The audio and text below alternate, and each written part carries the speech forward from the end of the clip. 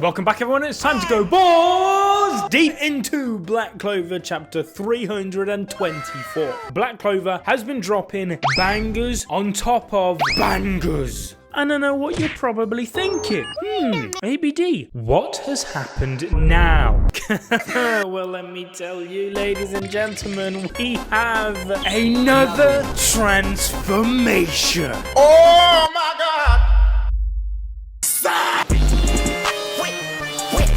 Tabata was not kidding when he said that Dragon Ball inspired his manga because the power-ups in this arc just do not stop. He's been handing them out like he's Oprah Winfrey.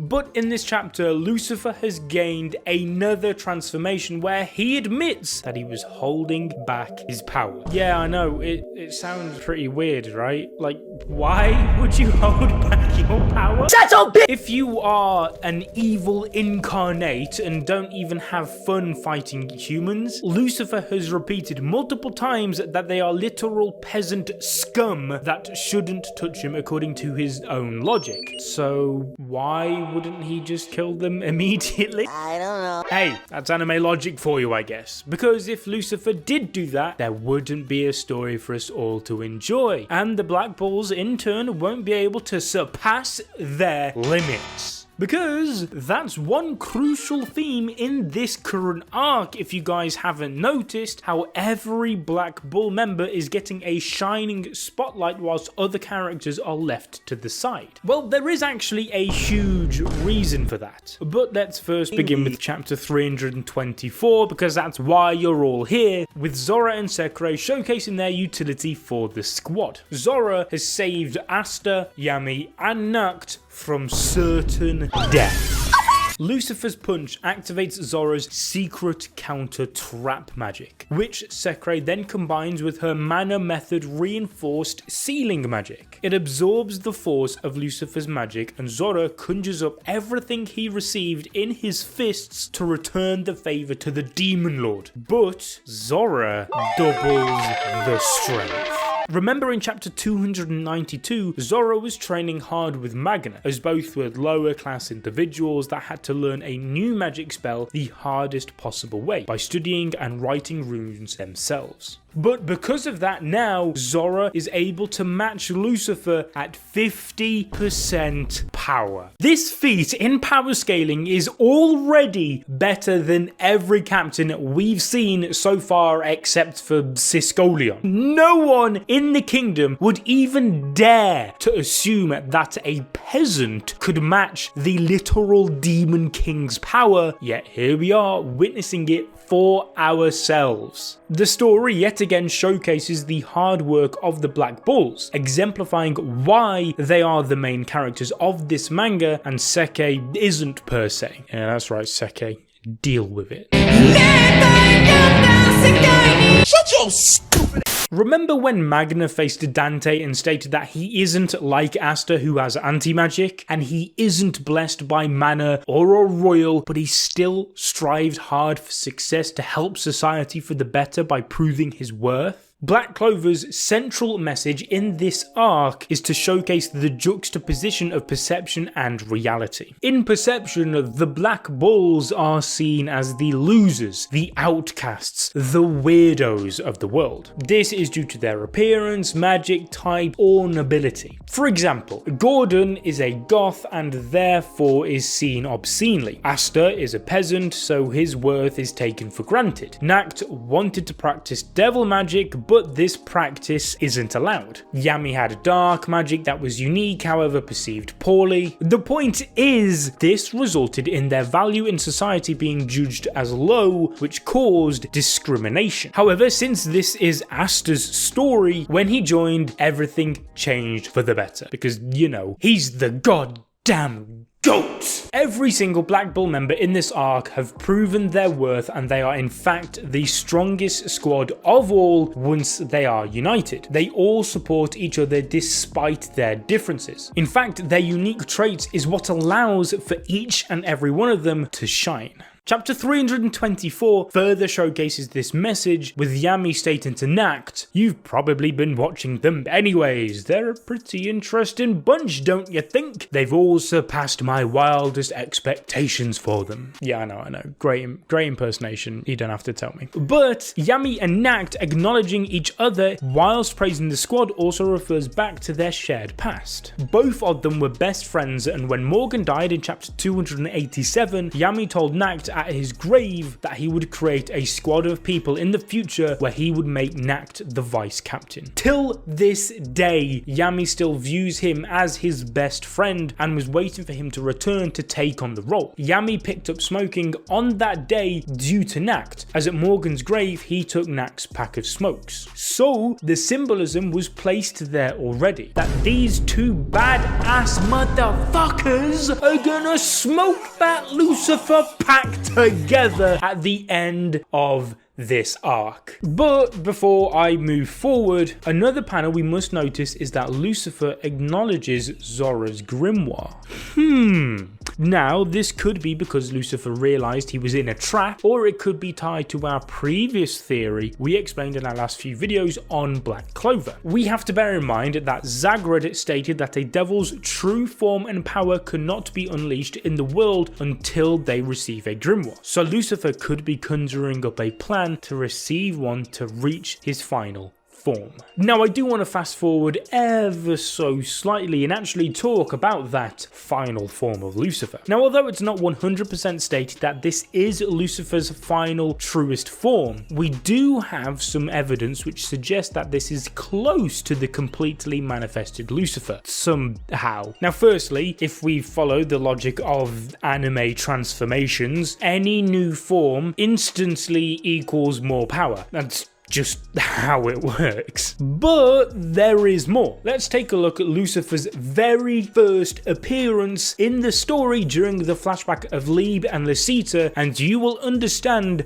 why this is almost, if not 100% Lucifer. In chapter 268, when we see him taking over Lieb's body, we actually see this exact version of Lucifer back then. The cracks around his eyes are visible, indicating that that is the truest version of Lucifer that there is. And so now that Lucifer has manifested these same cracks and markings once again around his eyes, it is a clear indication that even if this isn't 100% of Lucifer, it is much closer than it was before. On top of this, many of his wrinkles, either way, what once looked like shriveled skin has instead cleared up somewhat, and where the center point of the spiraling was once off to the right side of his body, the spiraling wrinkle pattern has now also changed and is now more central, which has resulted in some clearer skin. He's been using that moisturizer to unlock that extra drip, if you get me. Okay. And Lucifer has understood that. He's even got some shorts on now, like my guy be looking like adult gone. But in all seriousness, the fact that his skin is clearing further proves that he is manifested further. Think of it this way, okay? And bear with me, but if you suck all of the air out of a bottle of water, it gets all crinkled up. But add air and water to it, refilling it, it regains its true shape. And that exact same thing is happening with Lucifer in his new form. Now, we can see he still needs to apply a little bit more moisturizer before he reaches 100%, but he's getting close enough, okay? Cut him some slack. What's really interesting though is if we look closely enough, you can actually see what could be a third eye. Yes, that is right. Lucifer has awakened his Rene Sharingan. In all seriousness, if this is a third eye, that is insane. Because you can guarantee that he is gonna do some crazy shit. We then continue with the chapter with Yami recognizing the overflowing devil power within his body, but he doesn't know how it happened.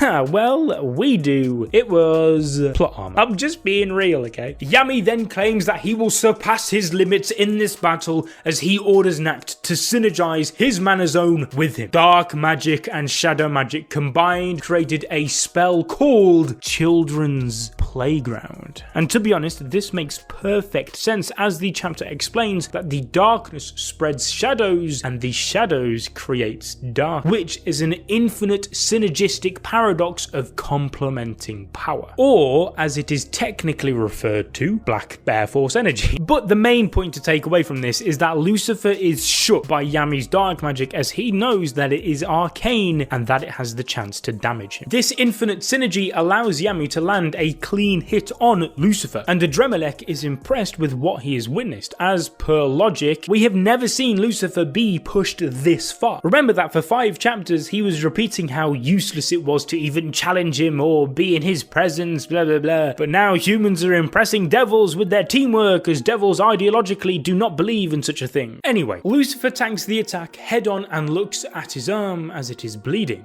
where he can finally acknowledge their efforts by admitting that the human race can defeat him if he doesn't get serious. But wait a minute, if you take a look, the shape of his wound is actually the shape of a clover, a black clover. That is right, everyone, we have found the black clover, and therefore I hereby declare all of us the Wizard King.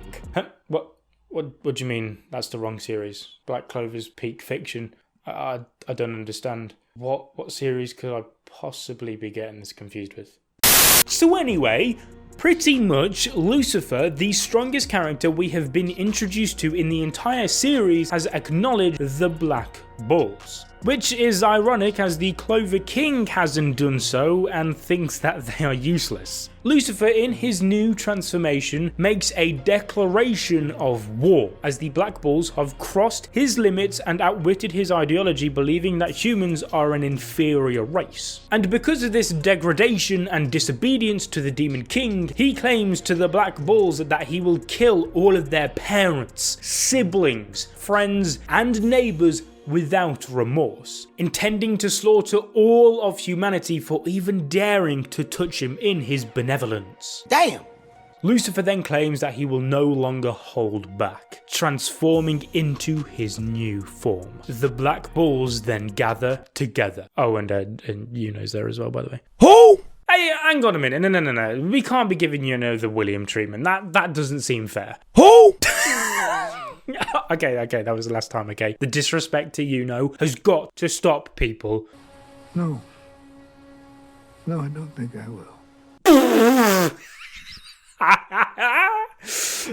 No, it doesn't. Sekre has sealed Asta's wounds and has helped him recover some of his strength, paralleling the fight against Zagred, where she did the same. Yuno uses conjunction to teleport to them and makes fun out of the fact of how damaged they are. They cannot believe that they've made it this far, where the Demon King has literally acknowledged their strength. They all then gather together to take on Lucifer, as he then takes on a pose to prepare them for the slaps of their lives. Like, just take a second out of your day, please, to look at this pose. My guy is preparing to hand deliver the directions to slap city to every single one of these guys with his new transformation. Now listen, I still don't quite get why Dante was more proficient with gravity magic, using it to create swords, black holes, you know, all that kind of shit. But now that Lucifer is being more serious, maybe he will actually start performing similar feats. After all, he is the king of devils who, if let loose on the world, will supposedly bring chaos and doomsday, completely ending it. Yet he's not really shown anything close to that yet. My guy can't even beat a bunch of magic knights. But hey, maybe we're finally going to see a glimpse of what makes Lucifer such a threat to humanity soon. That way, Tabata can help avoid many of the criticisms I've been seeing him face online recently, where people are starting to think that this fight has begun paralleling the Zagred one a little bit too much, and is instead beginning to feel a little bit like a copy. For Tabata to truly establish Lucifer as a force to be reckoned with that is a cut above the rest of all of the other devils, he has to do something soon to prove that. Anyway, now that Yami is fully back in action and fighting,